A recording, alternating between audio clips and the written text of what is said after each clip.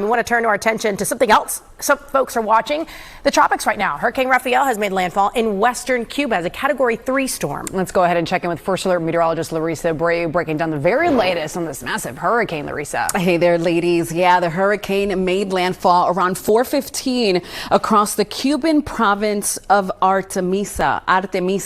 That's where it made landfall, and you can see it is just lashing the island nation with rain, storm surge, and of course wind. It's a powerful Category 3 landfall, and it's going to continue to move north and west and then eventually kind of take a western turn and missing the United States altogether, which is the best case scenario for the U.S. Here's a couple stats. Winds are still holding strong at 115 miles an hour. It's moving north and west at 14 miles an hour, and right now it is striking Cuba. We still do have tropical storm warnings in effect for the Dry Tortugas, the low and middle Keys. That's where windy conditions will continue to unfold straight on through the rest of this afternoon, but especially by tonight. Once this system gains some latitude, we're going to see those winds really increase here over the next several hours. But notice how it also weakens. Here's why.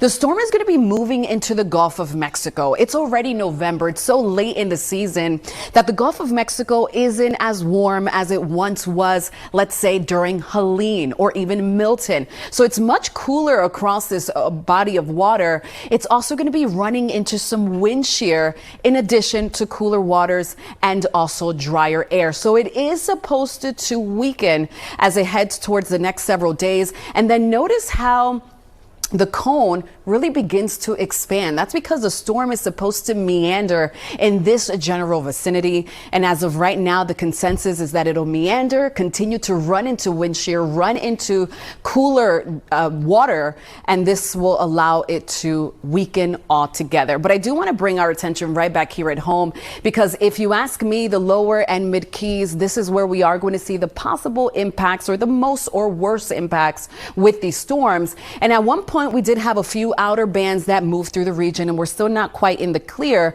Once this storm continues to gain latitude, we will see some more outer bands. And here are the two top concerns.